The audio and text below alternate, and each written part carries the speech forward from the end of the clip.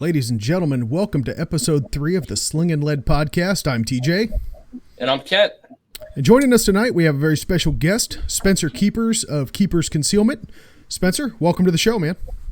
Hey, thanks for having me on, guys. So, Spencer, why don't you do us a favor, introduce yourself a little bit with what you do, what you're about. And I'm Kent. All righty. So many years ago, I started training. I had been that proverbial guy that, was around guns all his life and knew everything about them. And, I took my first training class from my good friend Will Andrews at H&H, and I was like, oh my gosh, there's so much more to learn, and just took to it hook, line, and sinker. And somewhere, I don't know, I guess it's been 10 years ago or better now, I started building holsters, appendix holsters, specifically because of, the late Todd Lewis Green kind of introduced me to appendix. And of course, I was that guy that, said, are you crazy? Do you know where that gun is pointed? And then I educated myself on it and realized, okay, it doesn't matter. It's in the holster. Gun in the holster is theoretically inert. So went on from that, started building my own stuff because I couldn't get gear. And then started, in the training circuit, teaching, very basic classes, concealed carry classes, and AI'd for a number of instructors over a number of years, and then slowly started teaching, more advanced classes, teaching at, like the Range Master Tactical Conference, the Polypalooza, things like that, some local stuff here. And that's kind of where we are today.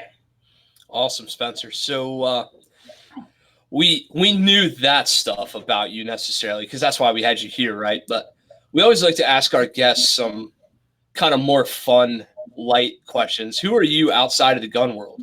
What do you like to do when you're not the awesome holster trainer guy? I am by heart a hunter. All right. It as much as I enjoy teaching and taking a class and all that, I was raised in a very hunting family. My dad was a big hunter, and I have been that the last few years. Haven't really got to hunt a whole lot because of just a number of issues. And but the last 2 years did get to hunt a couple times. My wife, who has never hunted before, never even had the inclination to hunt, has started hunting with me. And, so how cool is that? And so hopefully this year we'll have a little more time in the field. Awesome. So that's who outside of the shooting hunting world, for what I like to do, that's me. And then of course I just bought a new Roush Raptor. So I'm kind of having fun, tricking that thing out and getting it dirty in the mud. So, okay. Self-admittedly, a little bit of an overland geek myself in the truck world. Not quite the fastest pickup on the planet geek, but I like my Ford product too. That's got to be fun, right? Yeah. Before it was a Raptor, it was a 04 F250. And I actually ended up selling that to my nephew. And my nephew him and I worked years together in the holster company. We were it for a long time. Now we've got, a group of guys that are full-time that build them and they run the holster company. I don't have, other than being like the face of the holster company, I don't have really anything to do with it. I'm not involved in the day-to-day or the production or anything like that. Okay. How about product development? Say that again. How about product development with regard to the holster? Yes. Yeah. And,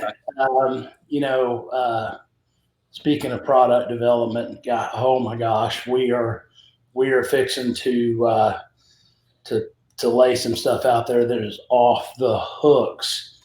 But going back to the trucks real quick, my nephew now, he's a big truck guy. He's got like 4 or 5 diesels sitting around the house, and he's a hotshot diesel mechanic. And so looking forward to doing some wrenching on the Raptor with him.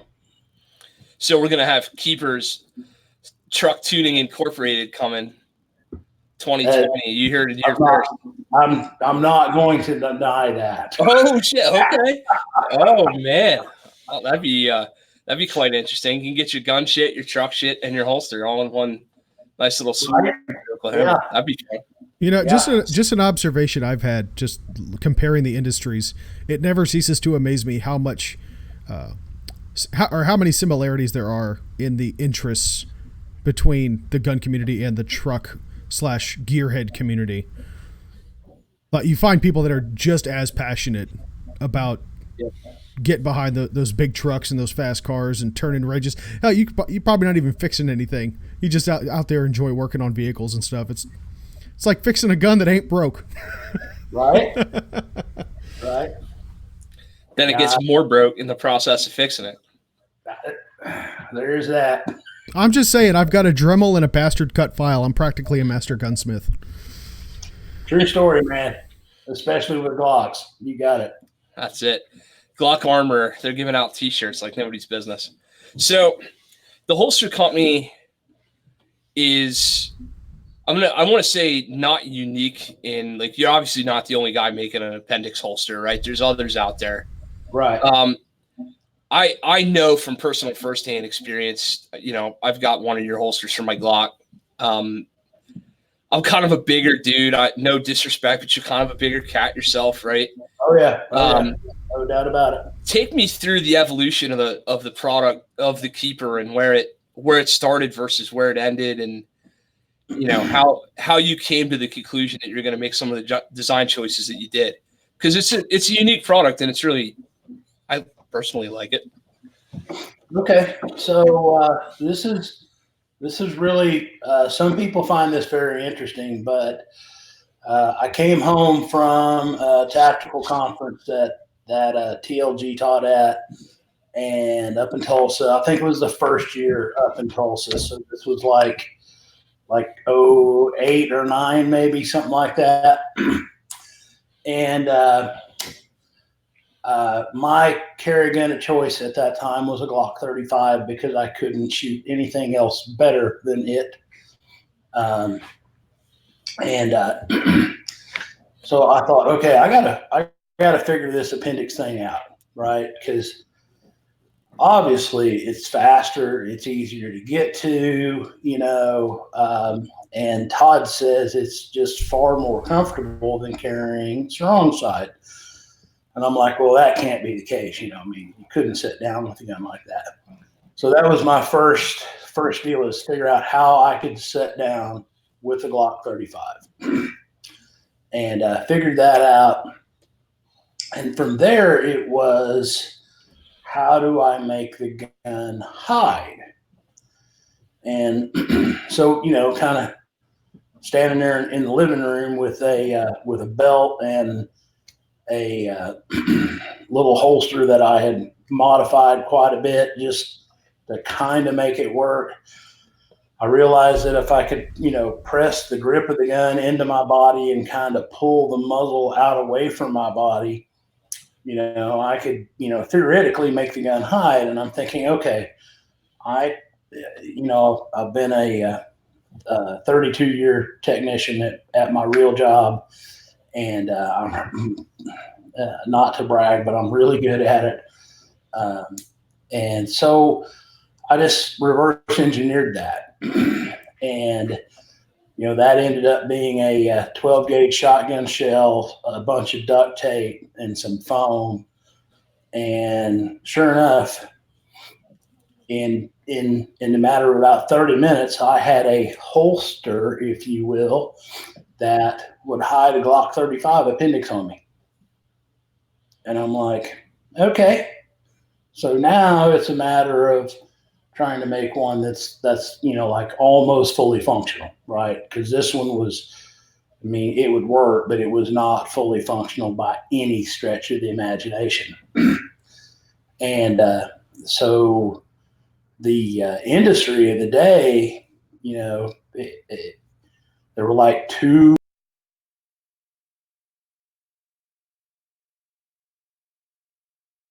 Hey, stand by, guys. We lost sound for a moment. Hold on 1 second. Bear with us, everybody. Technical difficulties.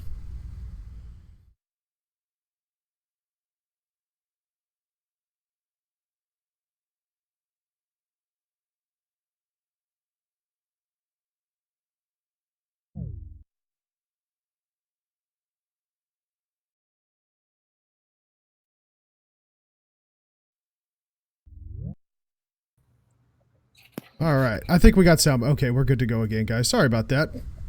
No worries. Yeah, when we lost you, just taking note, when we lost you there, it disconnected the sound. But anyway, continue, Spencer, please. Okay. So the holster companies of the day, it was a year wait or better for a holster, and I'm a pretty impatient guy, especially if you're driving slow in the fast lane. Like that's the one thing I think I'm going to be known for in the industry is, I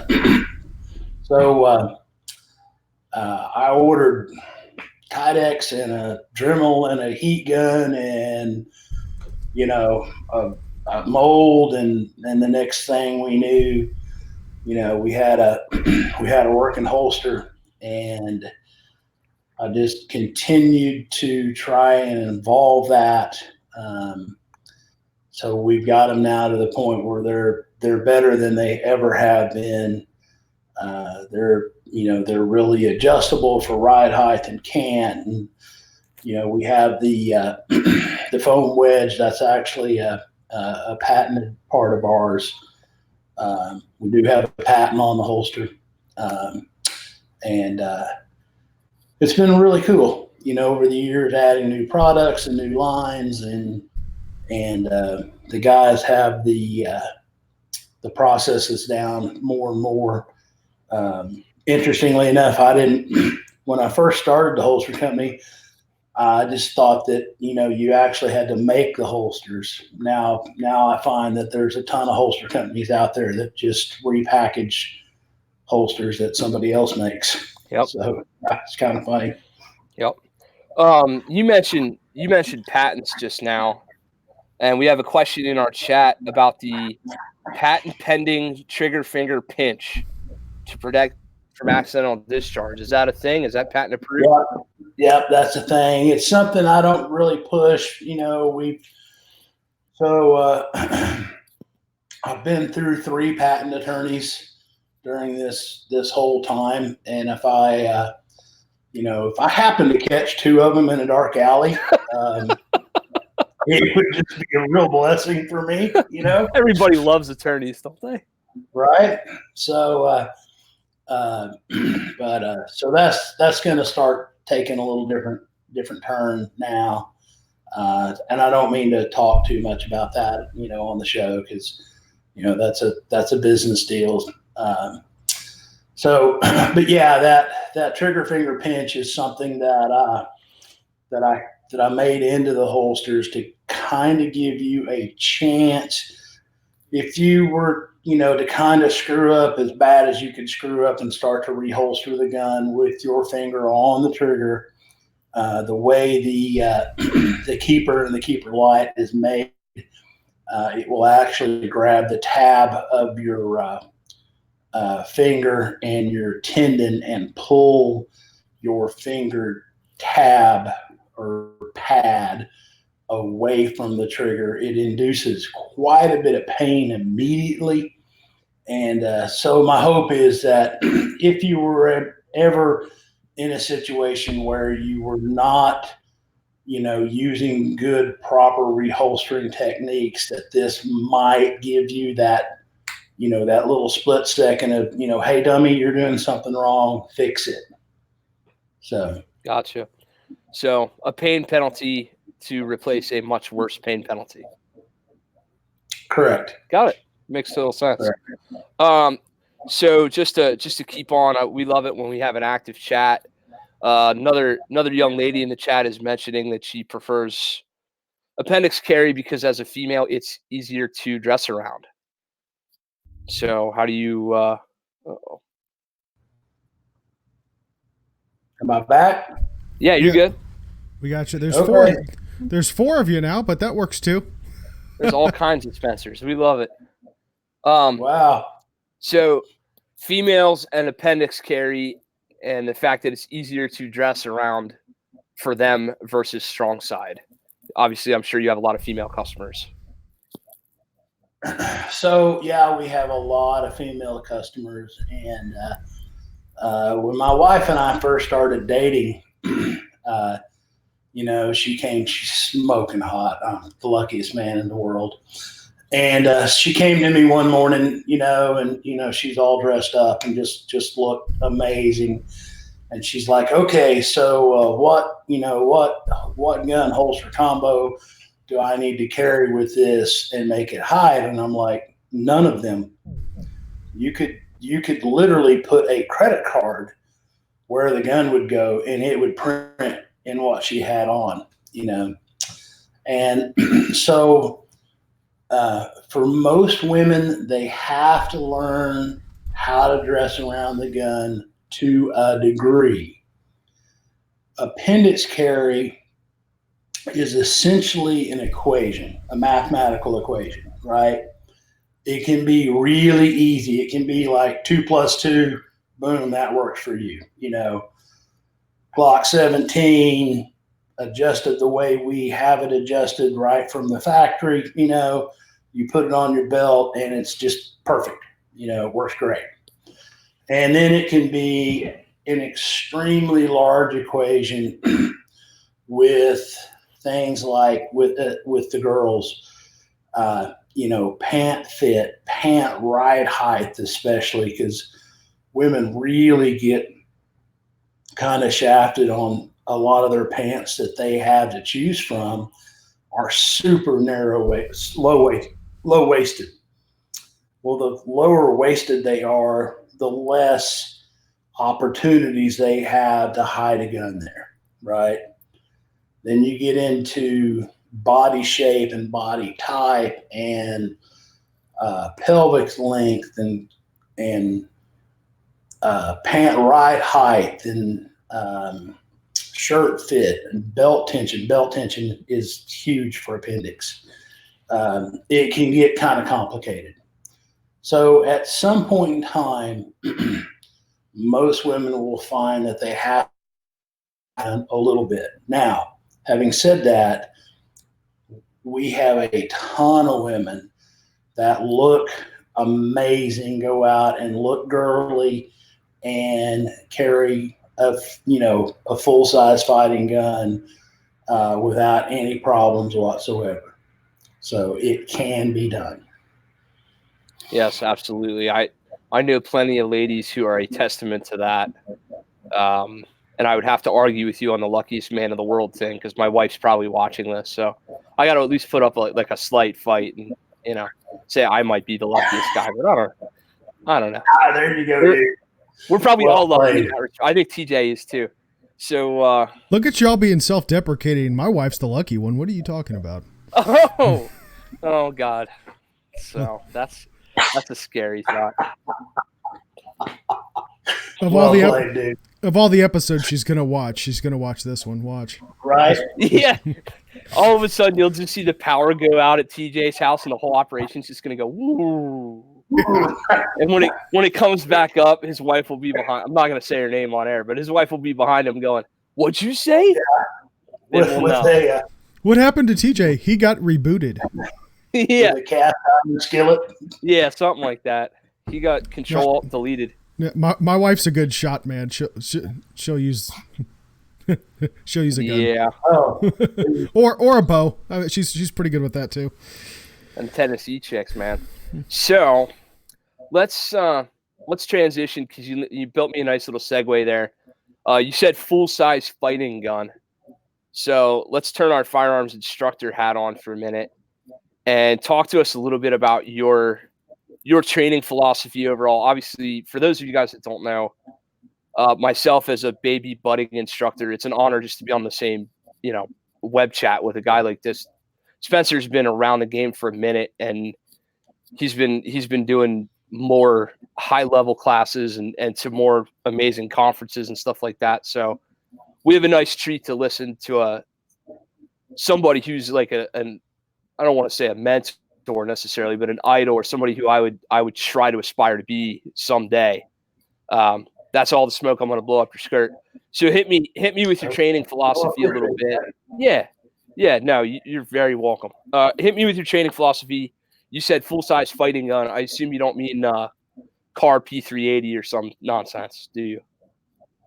Right. No.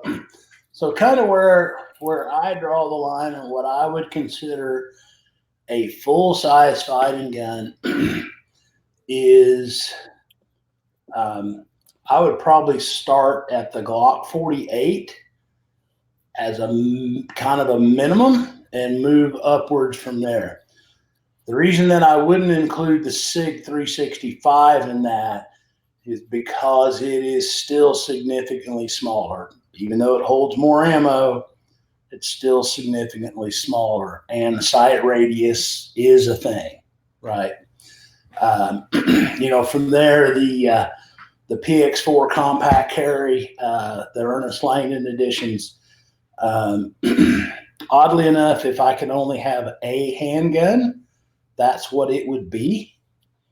And I never, ever thought I would ever say that, because they make Glock 19s. I told Ernest that for 2 years till I really got serious and shot the PX4 compact carry some, and I shoot it better. I just love the gun.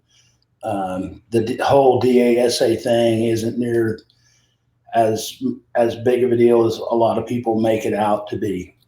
So, from there into your SIGs, your 229s and 226s, and some of the HKs, obviously, any gun, modern defensive handgun that'll hold 10 plus rounds. I feel better when we start hitting the 15 round mark.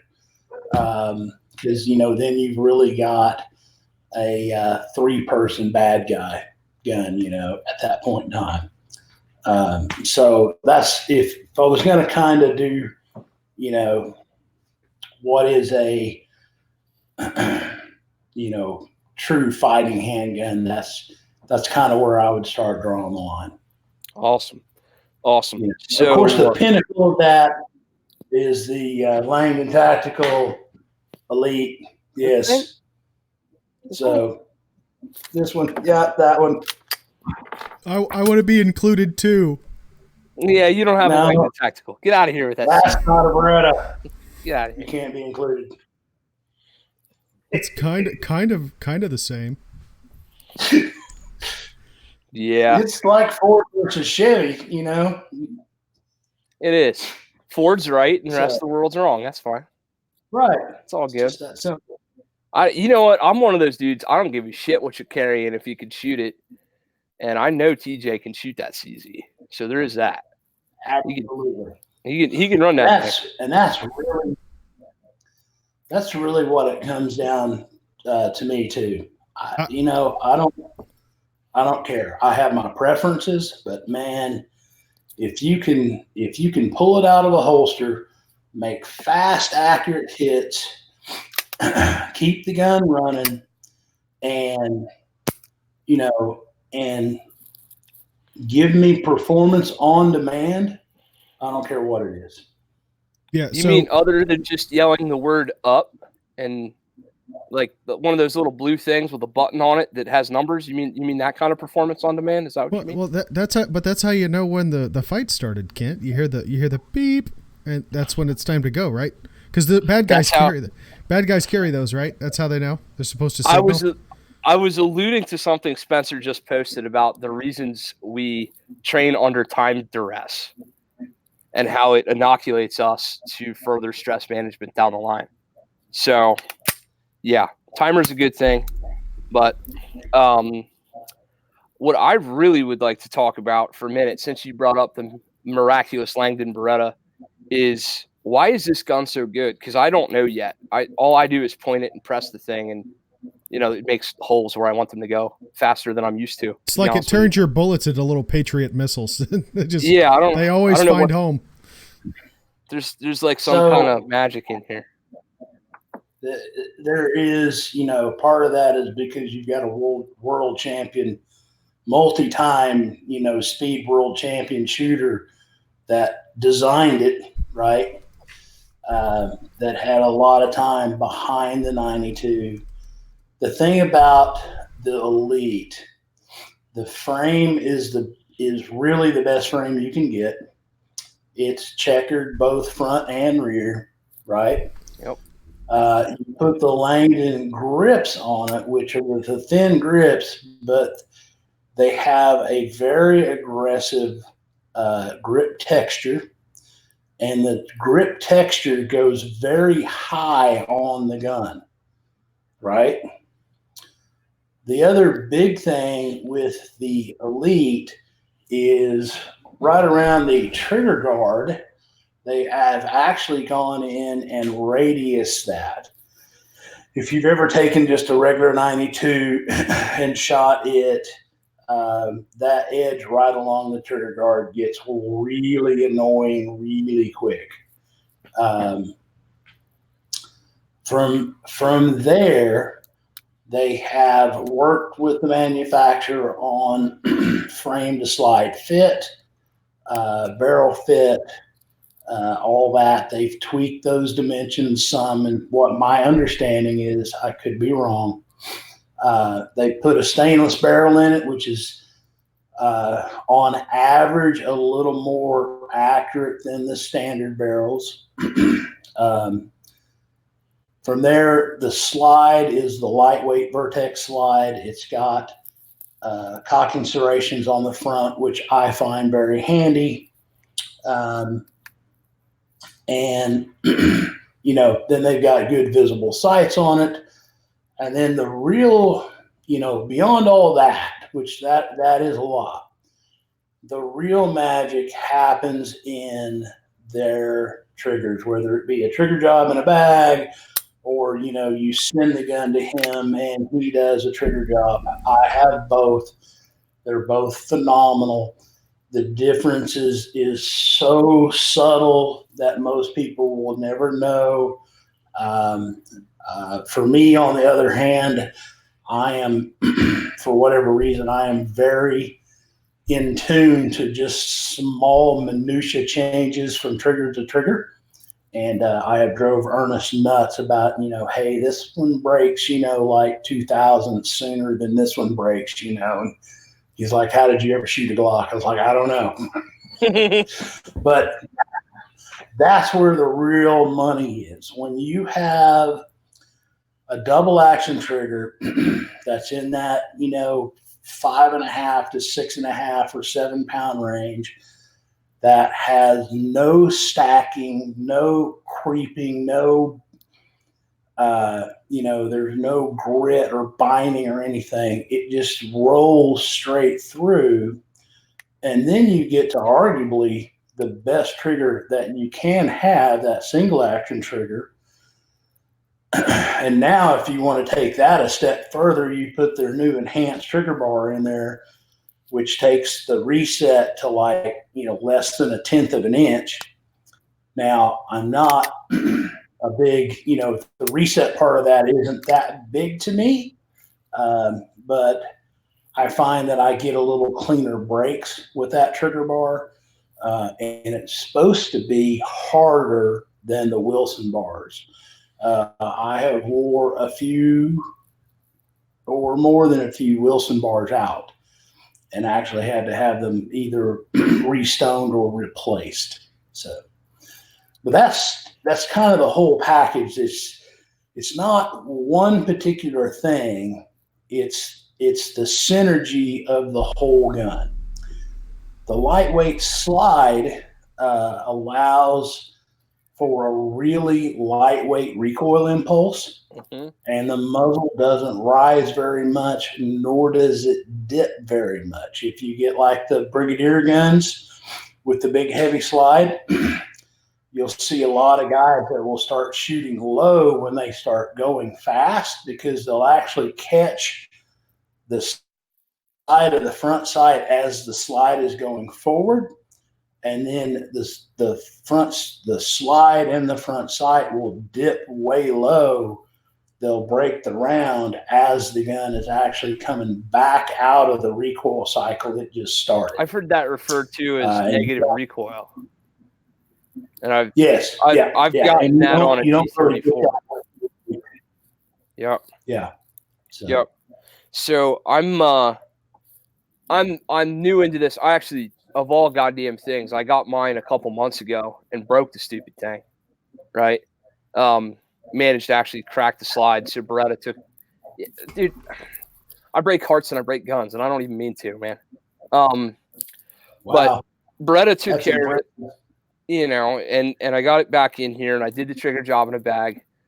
I'm actually really happy to hear you say that there's not, I should be careful how I phrase this. I'm glad to hear you say there's not a huge appreciable difference between sending it there versus doing the trigger job yourself in the bag.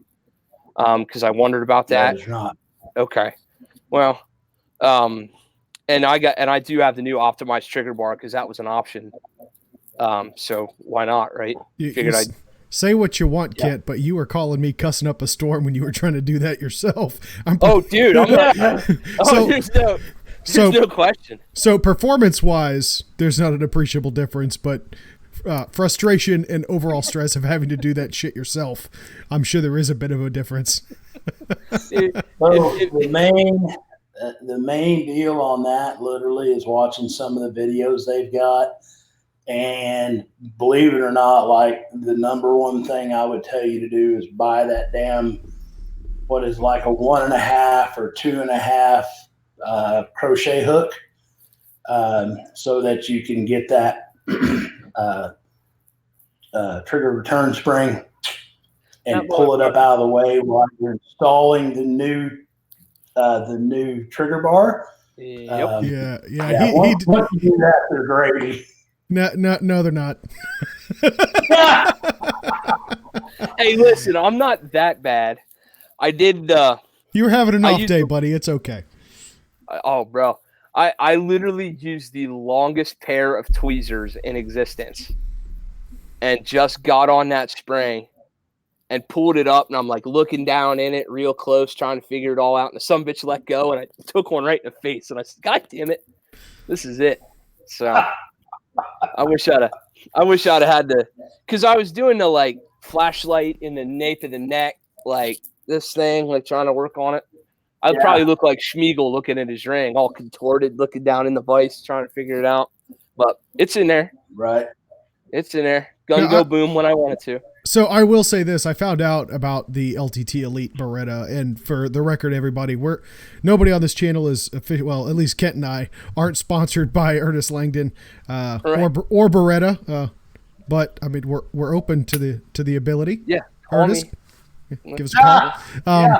But with that being said, I have had the opportunity to at least handle one of these guns in the gun store. I managed to stumble across a store that had one in stock, and I'll be honest, guys, I was very impressed with it, so much so that when Kent explained to me that he was doing a trigger job on it, my response immediately was, I didn't know you could improve that trigger, because it was already fantastic. So yeah, it has officially made my short list of guns that will end up in my collection at some point. Yeah, once you really get them, really tuned up with a, like a trigger job in a bag, and especially if you get the NP3 internals. Oh my gosh! I mean, it just. So I had a little range session this morning, and I have it's a piece of steel. It's about 8 inches wide and maybe 10 or 12 inches tall. probably not quite 12, but maybe 12. And I typically end my session doing a walk back drill on that, right? So you start at 10 yards, support hand only. You shoot one round and you walk back till you miss with that. You go strong hand only till you miss, and then both hands, until you miss. And routinely I'll go back to 70 yards, on that. And I think I was a little past 70, maybe 75-ish this morning. So, those guns can be shot so accurately and fast to not to brag, because there's absolutely no way I could do it twice in a row. But I shot a personal best, not officially. It's not an official score on my keeper test today, doing some warm-ups. So that's 3 rounds to a 3x5 card at 7 yards from concealment. I did that in 163 with an LTT, which is wait. Let me just real quick. It's a double single gun, so you cannot shoot those fast and accurately. Right? No, you can't, because the internet. That's why. Because the internet. Right. 161 is smoking. I'd be lucky to get 2 in 161. 3 in 161 is retard speed, man. I ain't there yet. From concealment, 163.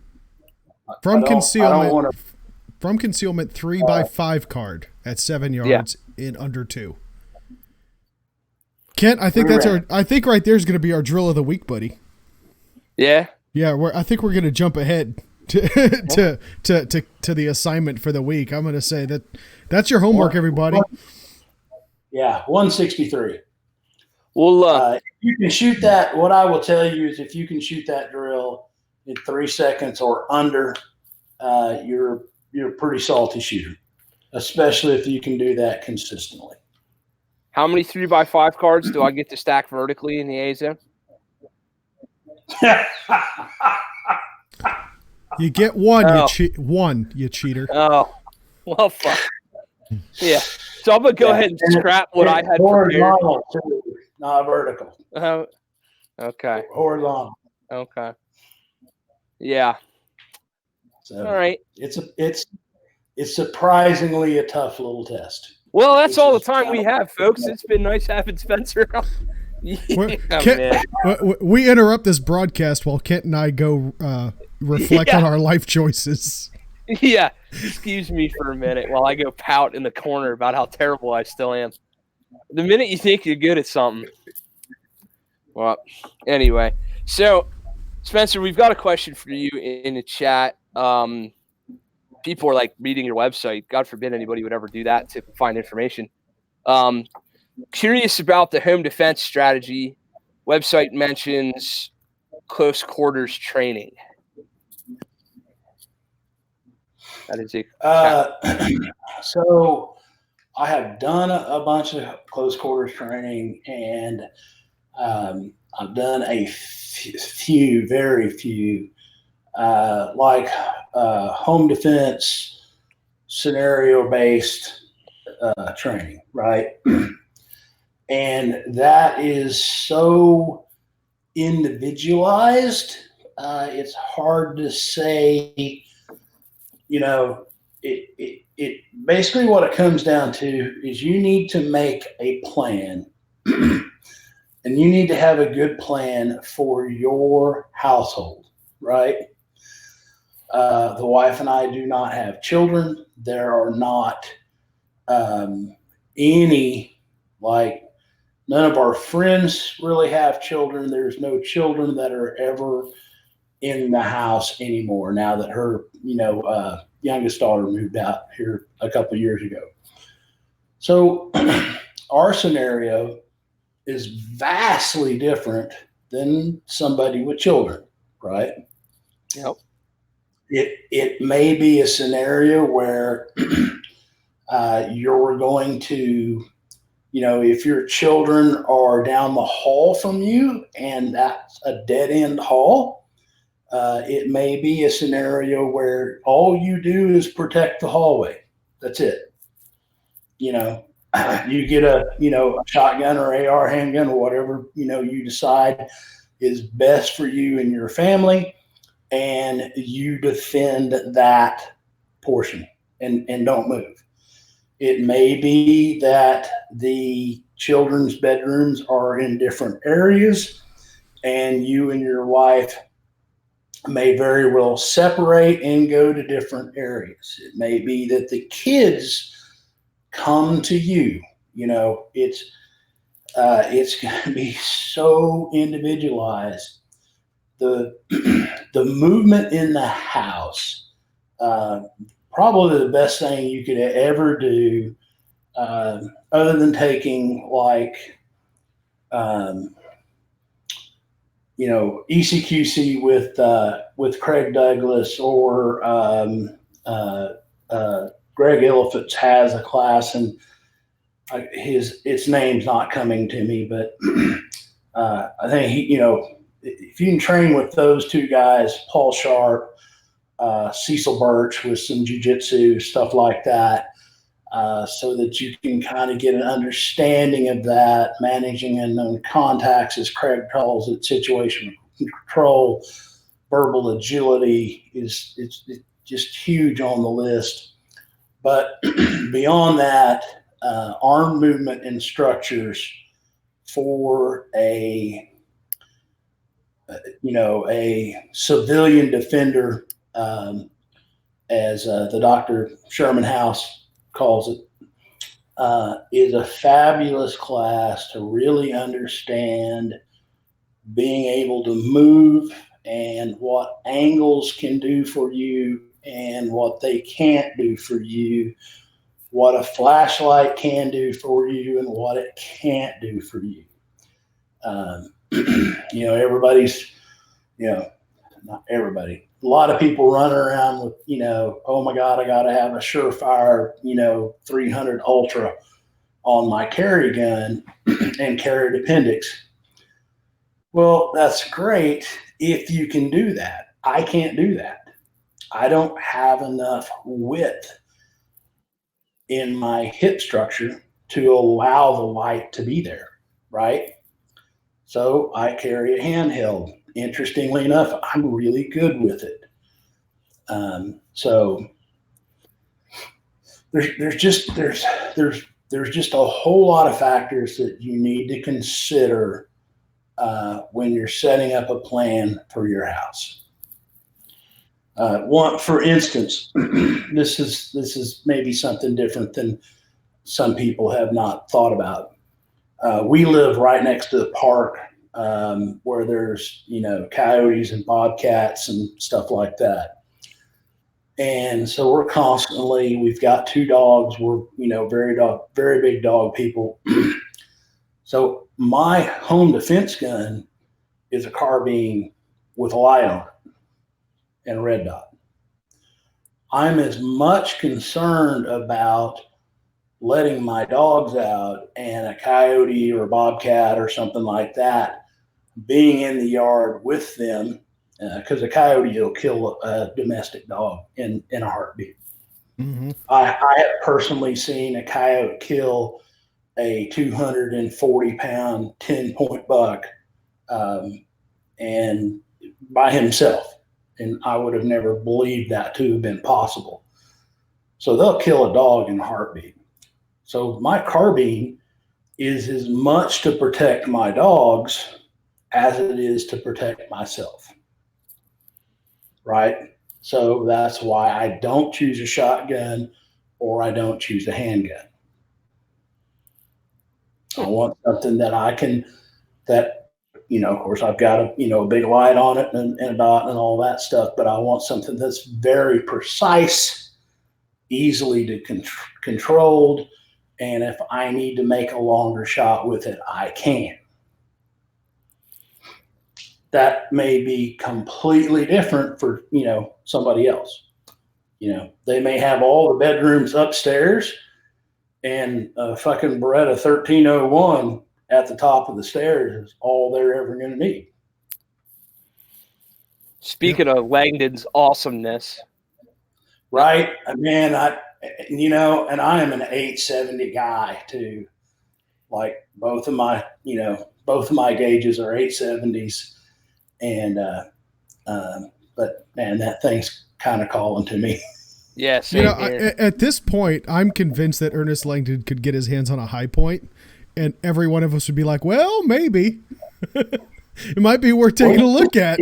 That XDE, did you see it? Yeah. What? No. Yeah. So they've just made a Langdon Edition XDE. So Bob Hammer, kind of the whole, trigger jaw, different colored slides, good sights, all that. So That's a Springfield, right? that's correct. I don't know they were still making guns. Oh, Yeah. Just a little jab. I'm sorry. No, I'm gonna throw the right hook. Springfield's got a lot more ass kissing to do before I go purchase one of them. But Oh yeah, there's that. I'd be willing to admire Ernest Langdon's work on whatever gun it would be. I mean, the guy hits a home run with whatever he touches. So I accredit that to him more than I do the manufacturer. Yeah, probably true. I want to see if he can do a Glock, because that's not been done before, right? If he set his mind to it, I promise you he could produce one of the best Glocks on the market. Yeah. So. Yeah. So, talk to me a little bit about your student base. I know you do a lot of. This is something I like to do a lot of too, is individual private training for folks. Right. I see you posting up a lot about private lessons. So I don't have to sound like a freaking dead horse I'm beating myself. Talk a little bit about the value of a private lesson in the shooting world, because I see a high value on it. So I think private lessons are just and the thing about it is they are for the beginning shooter. They're for the intermediate shooter. They're for that shooter that may be looking, just to figure out how to gain a 10th here or 100th there on a, consistent draw stroke or whatever. They may be me wanting to go to somebody to really tune my reloads up, because reloads and I have just had a long, sore history with one another. Although my buddy BJ Norris did hook me up with some cool stuff here recently, so helping my reloads a little bit. So the cool thing about a private lesson is the student can pick something to work on, or maybe a few things to work on, and you get that one-on-one individualized attention, right? Or it may be that the student comes and says, hey, I want to work on X. And I watch them shoot and I'm like, okay, no, that we're going to work on D and C. Yep. This is where you're really missing it at. Let's fix that before we start going down this path, and a lot of times, and I got this from, Ernest and the great one, Rob Latham and Mike Seaclander and stuff. All these guys do it, but I can start to show a student, and I do this in my classes as well, typically, but I don't get to spend near the one-on-one time that I would like to, but I try and do it as a whole in the class so that they can understand it. But I can start to make the student understand, okay, when I'm missing and I don't know why I'm missing, this is what you do to fix that, right? Okay, well, I missed this time, so, maybe I should do that. Well, maybe you shouldn't. Maybe this miss was a different miss and caused by a different reason than the last one was. And, you can start to kind of dial that in and then give them really good tips and procedures to go and train themselves and know what to look for and know, more importantly, how to fix it by themselves on their own than have to have an instructor there. And, for me, I trained for, a number of years. I don't even know how many classes, and I never saw this. No one ever told me this stuff. And so to be able to take a student in, 2 or 3 hours and give them those tools is just huge. I had a lady sign up for one just this last weekend, and she came just all nervous and anxious and sweaty palms and the whole thing. We got her shooting, and I'm like, hey, just it's just us, just calm down. And she went from literally a 3.5 second draw to she was consistently drawing the gun, shooting 2 rounds. First round was in a 162 to 158 range. And the second round was, just shy of 2 seconds, or just barely breaking 2 seconds. 0 down 8-inch circle at 7 yards. And for her, that was just monumental. And she left there just sky high. And when you can give somebody that kind of confidence, man, that's just the best feeling in the world. Oh, absolutely. So I've got a question for you, Spencer. You talk a lot of, or at least recently you mentioned about, self-assessment. Relatively new shooter, or even a seasoned shooter, comes to you and says, "Hey, I'd like to work on A, B, and C." Let's just say hypothetically that we've got a new shooter doesn't know themselves on the range enough to say, "Hey, I want to work on A, B, and C." Are there some drills that you recommend that the folks at home, more specifically the newer shooters, can do to kind of give themselves something quantifiable to bring to you? So let's say I'm getting ready for a class. I want to come to a class with you, private training, whatever the case might be.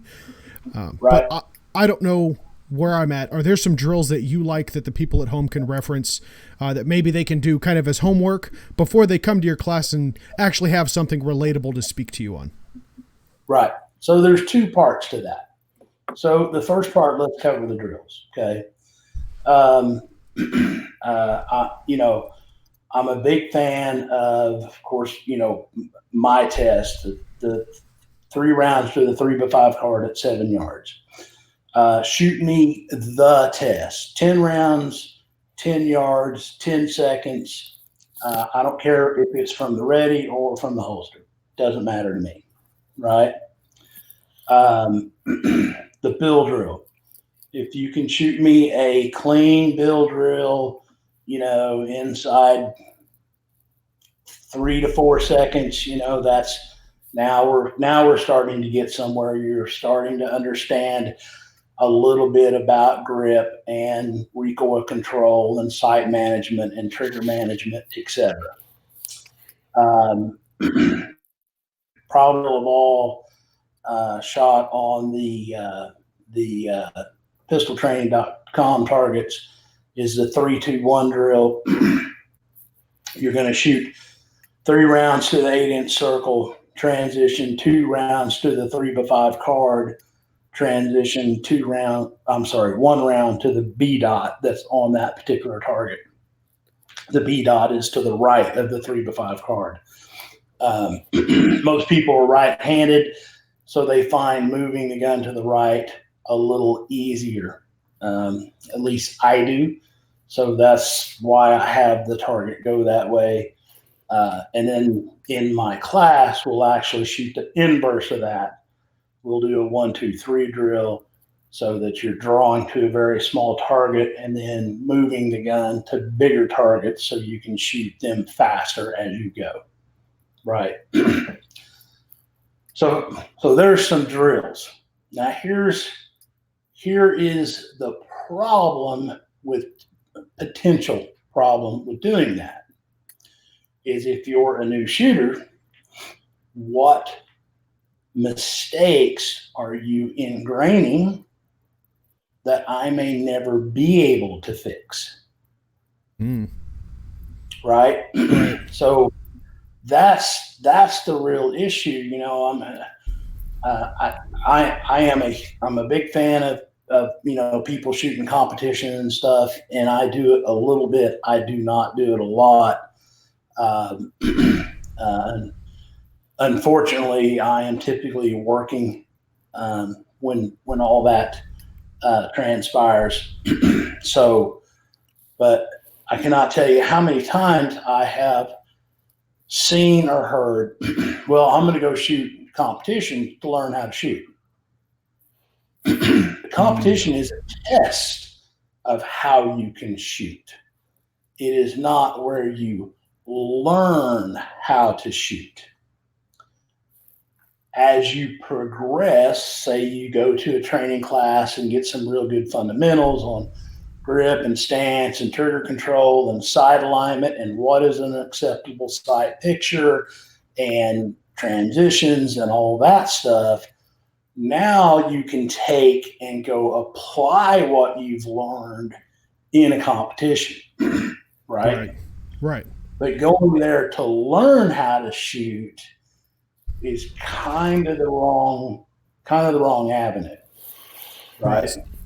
So no, that great points all around, and thank you for that.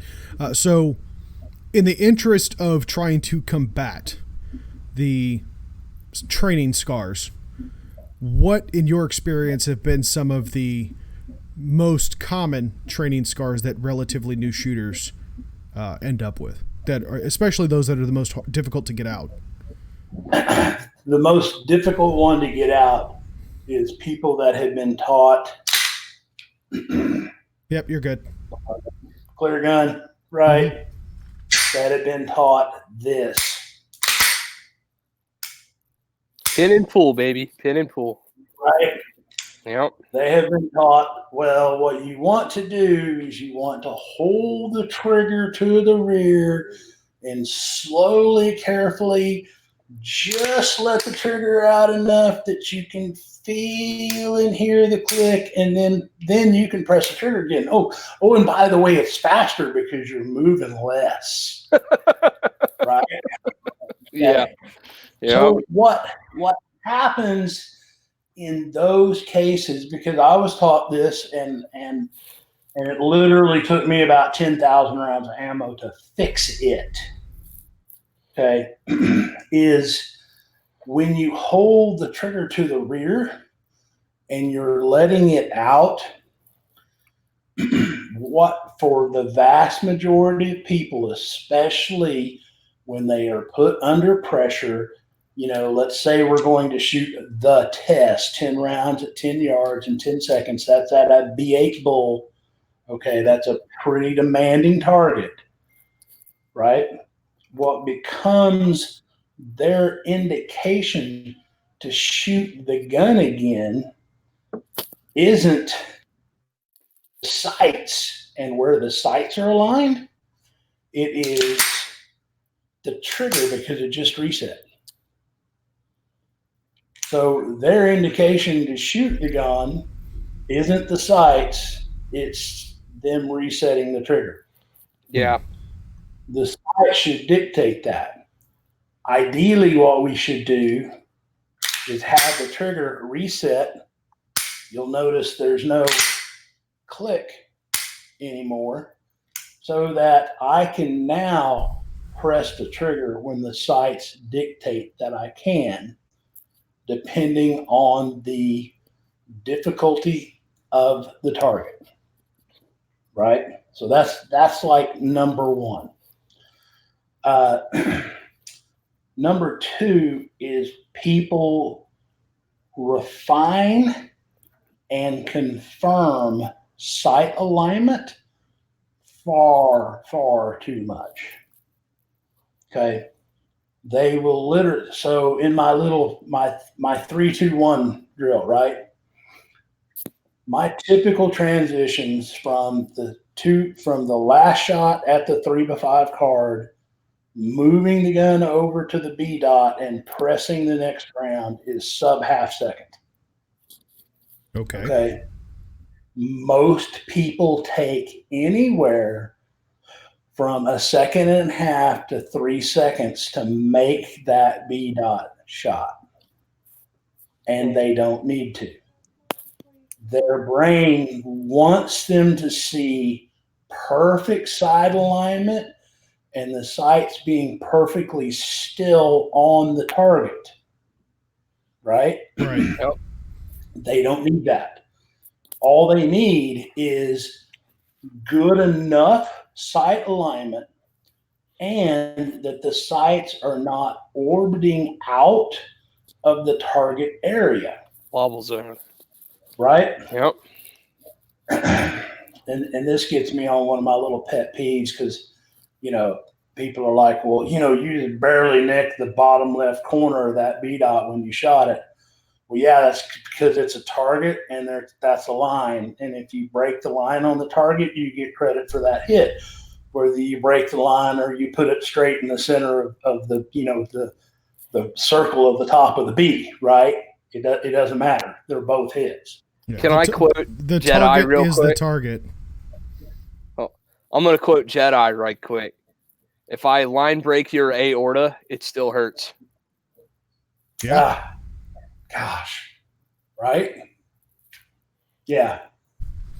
Yeah. That's all Jedi. That ain't me. That's all Jedi. Yeah. Copyright Modern Samurai Project. If you line break somebody's, brainstem, that's still going to hurt. Or not, as it turns out. Right? It won't long. It won't for very long, as it turns out. So we're pushing toward the magic hour mark. I want to ask you one more question, if I may, before we hit wrap. Because we talked about this off air, but I didn't give you the fair opportunity to talk about it on air. That wasn't my intention. It's just the way it flew. Dot versus not dot, and your training philosophy on that. And you did a great job explaining it before while we were just BSing around. So I got no issues with dots whatsoever for people that want to run a dot, right? That want to go through the process of learning how to do that. For myself, I still see my front sight sharp and clear, right? So the dot doesn't really offer me a whole lot. The other side of that is I do not like the height over bore on the dot with a handgun. Could I get used to it?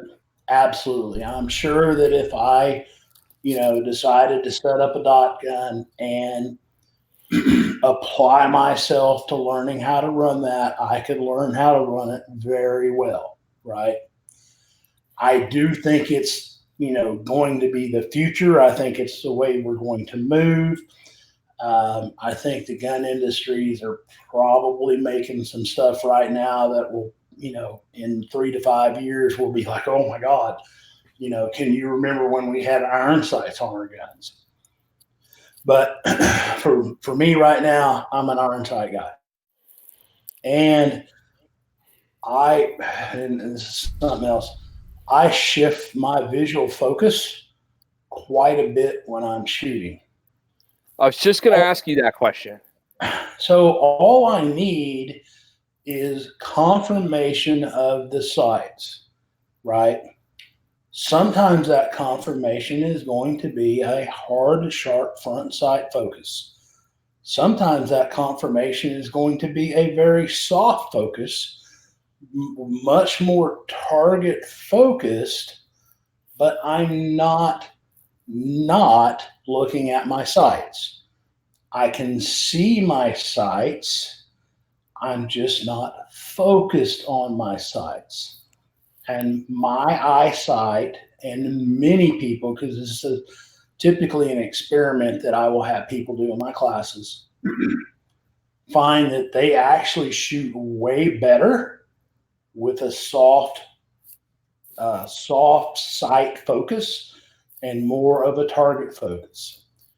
If my good friend and mentor and an amazing dude, amazing trainer, Mike Seaclander, he actually, and I have not got this one figured out yet, but the way he talks about it, he actually focuses somewhere between the gun and the target. Okay. Yep, I've heard this before. Mid-range focus or whatever. Right. Unreal. But he's a world champion by doing it, Right. He's on to something. He's not the dude that you want to get in a gunfight with. It's not going to go well for you. So he's on to something there. So, that's kind of my take on dots versus irons. At 50, now there's actually an app that I use to help my eyes. I've been using it a number of years now called Glasses Off. Believe it or not, I have my phone handy really, but it is, it's a little bit expensive for, a normal app, but it has really helped maintain my vision. I've got like 2013 vision still. So that's about the only thing in my body that really works well. Your brain seems to be doing all right in at least one of your fingers. So that's good. Right. So, if you, but said all that about irons, if you can't see your irons and you can see that dot, then dude, by all means, get a dot and start living the dot life. Yeah, see, that's me, because one thing I will say about this LTT is I'm having to. TJ gave me some shit the other day on the phone, and he's not wrong. He said, dude, do you think you started to crutch to that dot a little bit? Like, yeah, bro. I absolutely think I started to crutch to the dot, because I haven't shot a pistol without a dot on it in 2 years. And I pick up the LTT, and I'm like, oh, it has these little bumpy things up there that I'm supposed to do a thing with the light and the equal and the height and the thing over there. Got it. And, it is a thing. And I find it in recoil is my biggest challenge is tracking the sight under recoil when it realigns and when I want to press the trigger. I'm waiting for it to get perfect, and then I'm pressing the trigger there. So I'm actually, I'm just a skosh lower than I want to be. And thankfully, I know enough to know that I'm fucking it up. I just don't know how to unfuck it up yet. I got to, press more dry fire reps. But, it's just one of those things where it was really easy to follow that little bouncing ball just to the top of the window and back and time it real easy. So, yeah, just a difference in technology. Yeah. The other thing that gets into is a little bit of timing as well. If you want to experiment a little bit, try like a 12.5 or 11-pound recoil spring in the Elite. You think it shoots off now? Just wait. Uh-oh. I'm not going to say that I do that because I don't want anybody stealing my thunder. But yeah, there's probably an 11 or 12.5-pound recoil spring in that. So keeps the front a little softer from bobbing down. And then grip the gun harder. Yeah. Or tackier. That's one of the things, as I go through this, I see guys that, they can take a Glock frame and literally, distort it so much in their hand that you can't put a magazine in it, right? And I've got a pretty good grip. I can hold a 200-pound grip crusher closed for, maybe a minute with my right hand. But making the grip stick to the gun is a key that I've just really started trying to figure out how to explain. And I talk about grip differently than than anybody that I've ever heard. So I've been told. So would you mind? I know we gotta wrap, but would you mind going down that rabbit hole, or do we have to take the class? Because I'd love to hear that. No, I don't mind real quick. So, the grip starts out high. Most people would tell you that I'm high on the gun here, but I am not. That's what I'm talking about when I say high. It's literally as high as I can get my strong hand on the gun. And the rest of this is a little bit gun hand size dependent, but it's another reason that I think the LTT is just, it's like, for me, it's like the gun. When my hands meet in a Judy chop, and I'll leave a bunch of that out. You can follow me on Facebook and see some of that stuff, right? I'm going to meet in a Judy chop right here. And if you don't know what a Judy chop is, by God, get on YouTube. And I'm going to wrap this hand a little long. What I mean by that is I'm not taking this hand and just placing it on the gun. Okay. I'm actually coming in at an angle behind the gun this way. And I'm trying to get this part of my palm on that part of the gun, right? So when I get all that wrapped up and I actually grip the gun, I'm gripping fingertips to palm and fingertips to palm. And if you look at that, when I grip the gun just for a little bit, you can probably see, how much surface contact that I actually have on the gun. And the more you put on the back side of the gun recoils to the rear. The more you put on the back side of the gun, the less the gun can recoil to the rear, right? But when you look at that from top or bottom, I'm actually gripping the gun in the X, because I'm gripping fingertips to palm and fingertips to palm. So when you kind of look at those force lines, I'm gripping the gun in an X. And man, that's it.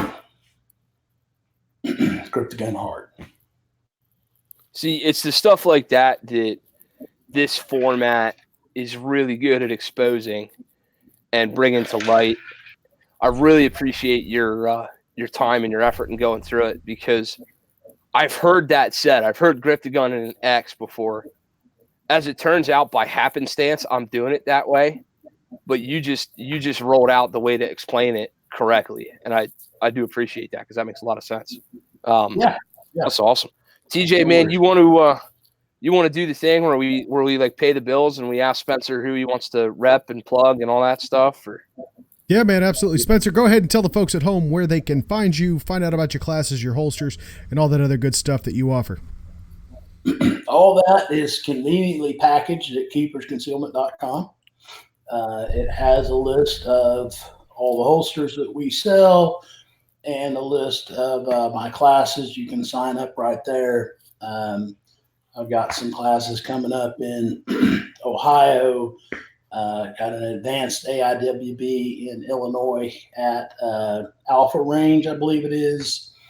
I'm actually going to hopefully do my inaugural AIWB instructor class down in Louisiana in November, so it should be really nice. Supposedly the range and the classroom facility is really nice. I'll be down in Texas doing a kind of new class. Basically, it is going to be test and skills and drills, how to practice those, and then how to try and maximize your performance on those. But all that is on my website, keepersconcealment.com. Of course, I'm on Facebook under Spencer Keepers.